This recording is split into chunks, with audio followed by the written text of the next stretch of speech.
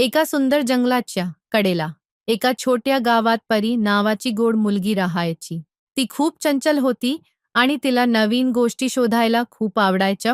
एका दिवशी गावाच्या वडीलधार यांनी तिला सांगितलं, जंगलाच्या मधोमध एक जादूचा वटवृक्ष आहे, पण कोणीही तिथे जात नाही.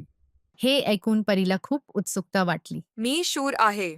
मी नक्की त्या वटवृक्षाला भेट देईन. दुसऱ्या दिवशी परी आपल्या छोट्या झोलीत खाऊ आणि पाण्याची बाटली घेऊन जंगलाच्या दिशेने निघाली.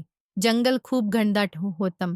झाडांच्या पानांमधून सूर्यप्रकाश अगदी कमी दिसतय होता. चालता चालता तिला एक हरणाचे बाल दिसलं, जे काट्यात अडकलेलं होतं.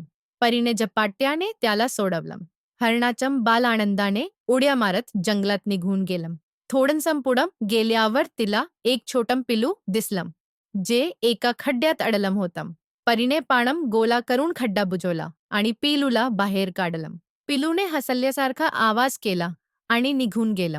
अखेरीस खूप चालून ती एका मोठ्या वटवृक्षापाशी पोहोचली. झाड खूपच भव्य होतं आणि त्याच्या फांद्या आकाशाला भिडलेल्या होत्या. परीने झाडाच्या बुंध्याला हात लावला आणि मौसर आवाजात बोलली, मी इथं तुमची जादू पाहायला आले आहे. तुम्ही खरोखरच जादूचा वटवृक्ष आहात का? इतक्यात वटवृक्ष हलायला लागला. त्याच्या फांद्यांमधून एक चमचमणारी प्रकाशरेषा खाली उतरली.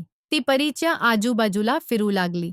झाड बोललं, परी, तू खूप चांगल्या गोष्टी केल्यास. संकटात असलेल्या प्राण्यांना मदत केलीस. तुला माझी जादू पाहायची आहे ना? परी आनंदाने मान हलवते. झाडाने आपल्या फांद्यांमधून एक चिमुकलम जादूच पिशवीसारख काहीतरी परीच्या हाती दिलं. ही पिशवी जेव्हा तुला कोणाची मदत करायची असेल तेव्हा उघड. त्यातून तुला जादूचं समाधान मिळेल. परी त्या जादूने भारावून गेली. ती पिशवी घेऊन गावात परत आली. त्यानंतर जेव्हा कुणाला मदतीची गरज भासत असे, तेव्हा परी जादूच्या पिशवीतून उपाय काढून त्यांना मदत करत असे. आता